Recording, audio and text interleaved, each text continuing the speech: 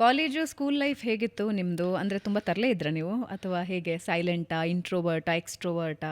ನಾನು ಆ್ಯಕ್ಚುಲಿ ನಾನು ತರಲೆ ಅಂತೇನಿಲ್ಲ, ನಾನಾಯಿತು ನನ್ನ ಕೆಲಸ ಆಯಿತು ಆ ಥರ ಇದ್ದೆ ನಾನು.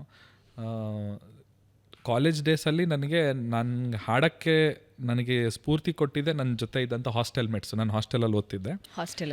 ಹಾಸ್ಟೆಲ್ ಓದಬೇಕಾದ್ರೆ ಸುಮ್ಮನೆ ಗುನುಗ್ತಾ ಇದ್ದೆ. ಬೇಜಾರಾದಾಗೆಲ್ಲ ಯಾವುದೋ ಆಗಿನ ಕಾಲಘಟ್ಟದಲ್ಲಿ ಯಾವುದ್ಯಾವ್ದು ಸಾಂಗ್ ಬಂದಿತ್ತು ಅದು ಸುಮ್ಮನೆ ನನ್ನ ಪಾಡಿಗೆ ನಾನು ಸುಮ್ಮನೆ ಇವಾಗ ನೀವು ಅಷ್ಟೇ ಸುಮ್ಮನೆ ಇಲ್ಲಿ ಆಫೀಸಲ್ಲಿ ಕೂತಾಗ ಗುನುಗ್ತಿರಲ್ಲ, ಹಂಗೆ ಗುನುಗ್ತಾ ಇದ್ದೆ ಅಷ್ಟೇ. ಅದನ್ನ ಯಾರೋ ಒಬ್ಬ ಹುಡುಗ ಕೇಳ್ಬಿಟ್ಟು ಆವಾಗ ಒಂದು ಹಾಡು ಹೇಳ್ತಾ ಕೂತಿದ್ದೆಲ್ಲ ಒಬ್ಬನೇ ಇನ್ನೊಂದು ಸಲ ಹೇಳೋ ಅನ್ನೋರು. ಯಾಕಂದ್ರೆ ಅವಾಗ ಫೋನ್ಸ್ ಎಲ್ಲ ನಮಗೆ ಅಲೋ ಇರಲಿಲ್ಲ, ಮತ್ತು ಆಗಿನ ಟೈಮಲ್ಲೆಲ್ಲ ಇನ್ನೂ ಇಷ್ಟೆಲ್ಲ ಇರಲಿಲ್ಲ. 2007ನೇ ಇಸ್ವಿಲಿ ಇಂಟರ್ನೆಟ್ ಅನ್ನೋದೆಲ್ಲ ಇರಲಿಲ್ಲ, ಇನ್ನೂ ಏನೂ ಇರಲಿಲ್ಲ ಅವಾಗ. ಆ್ಯಕ್ಚುಲಿ ಜಾವಾ ಅಂತ ಇತ್ತು phone.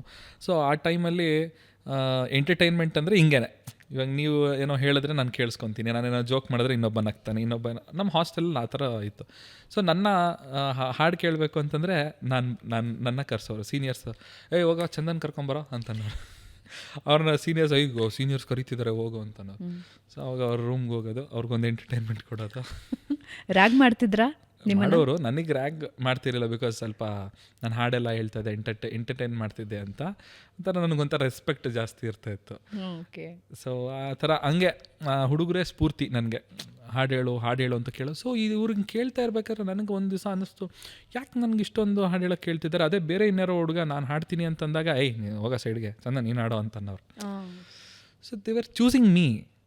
So there I figured out, I think I have something in me. ನಾನು ಹಾಡಿದ್ರೆ ಜನಕ್ಕೆ ಇಷ್ಟ ಆಗ್ತಿದೆ, I think I should continue this ಅಂತ ಹಂಗೆ ಸ್ಟಾರ್ಟ್ ಮಾಡಿದ್ವಿ. ಆ್ಯನ್ಯುವಲ್ ಇದ್ರಲ್ಲಿ ಹೇಗಿದ್ರಿ ನೀವು? ಅಂದರೆ ಓದ್ನಲ್ಲಿ ಹೇಗಿದ್ರಿ? Okay, ಅಕಾಡೆಮಿಕ್ಸಲ್ಲಿ okay. ಹಿಂದಿನ ದಿನ ಓದ್ತಾ ಇದ್ದೆ, ಹಿಂದಿನ ನೈಟ್ ಅಲ್ಲಿವರೆಗೂ ಬುಕ್ ಅಂತೂ ಮುಡ್ತಾ ಇರಲಿಲ್ಲ, ಹೆಂಗೋ ಪಾಸ್ ಆಗ್ತಾ ಇದ್ದೆ ಮಾತ್ರ. ಎಷ್ಟು 10th ಎಷ್ಟು number? 10th 76 something. 76 is a good number, ಒಳ್ಳೆ ನಂಬರ್. ಓಕೆ, ಫಸ್ಟ್ ಕ್ಲಾಸಲ್ಲಿ ಪಾಸ್ ಆಗಿದ್ದೀನಿ. ಫಸ್ಟ್ ಕ್ಲಾಸಲ್ಲಿ.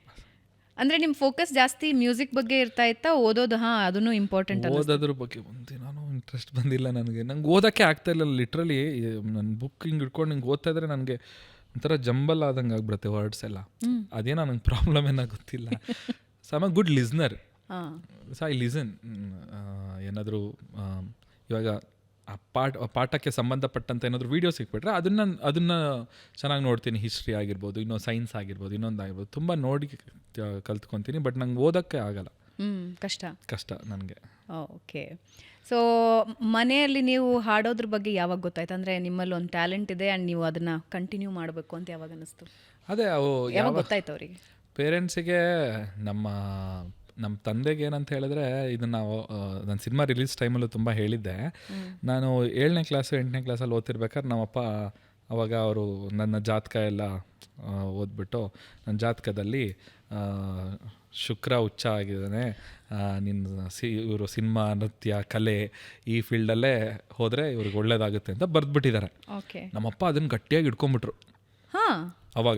ಆಗ ಅನ್ನೋರು, ನೀನು ಸಿನಿಮಾದಲ್ಲಿ ಹೀರೋ ಆಗು ಅನ್ನೋರು. ಹಿಂಗಿದಪ್ಪ ಎಲ್ರಿಗೂ ಸಿಗಬೇಕು ಸಿನಿಮಾದಲ್ಲಿ ಹೀರೋ ಆಗು ಅಂತ. ನಾನು ನಗ್ತಾ ಇದ್ದೆ, ಯಾವ ಹೀರೋನಪ್ಪ, ನನ್ನ ಮುಖ ನೋಡಿದಿರ ಕನ್ನಡಿಲಿ ಅಂತ. ಇಲ್ಲ ನೀನು ಆಗ್ತೀಯ ನೋಡು ಅಂತ ಅಂದಿರೋ. ಅದಾದಂಗೆ ಸಿನಿಮಾದಲ್ಲಿ ಹೀರೋನು ಆಗ್ಬಿಟ್ಟೆ ನಾನು. ಸೊ ಸಮಥಿಂಗ್ ಅದು ಏನೋ ರಿಯಲ್ ಇದೆ ಅಂತ ಅನಿಸುತ್ತೆ ನನಗೆ. ಈ ಆಸ್ಟ್ರಾಲಜಿ ಎಲ್ಲ ನಂಬ್ತೀರಾ? ಆಸ್ಟ್ರಾಲಜಿ ಖಂಡಿತ ನಂಬ್ತೀನಿ. ಅಂದರೆ ನನ್ನ ಲೈಫಲ್ಲಿ ಆಗಿದೆಯಲ್ಲ ಇನ್ಸಿಡೆಂಟು, ಸೊ ಹಂಗಾಗಿ ನಂಗೆ ತುಂಬ ಬಿಲೀಫ್ ಅದ್ರ ಬಗ್ಗೆ. ಸೊ ರ್ಯಾಪರ್ ಆಗಬೇಕು ಅಂದಾಗ ಅಪ್ಪಂದು ಎಕ್ಸ್ಪ್ರೆಷನ್ ಏನಿತ್ತು? ಆಗು ಅಂತ ಅವರು. ಯೂಶುವಲ್ ಪ್ರಾಬ್ಲಮ್ ಏನಾಗುತ್ತೆ ಅಂದರೆ, ಕಲೆ ವಿಷಯಕ್ಕೆ ಸಂಬಂಧಪಟ್ಟ ಹಾಗೆ ಪ್ರೋತ್ಸಾಹಿಸೋರು ಈಗ ಸ್ವಲ್ಪ ಜಾಸ್ತಿ ಆಗಿದ್ದಾರೆ. ಸೋಷಿಯಲ್ ಮೀಡಿಯಾ ಬಂದ್ಮೇಲಂತೂ ಜಾಸ್ತಿ ಆಗಿದ್ದಾರೆ. ಬಟ್ 2007, 2005 ಎಲ್ಲ ಅಂತ ಓದಬೇಕು.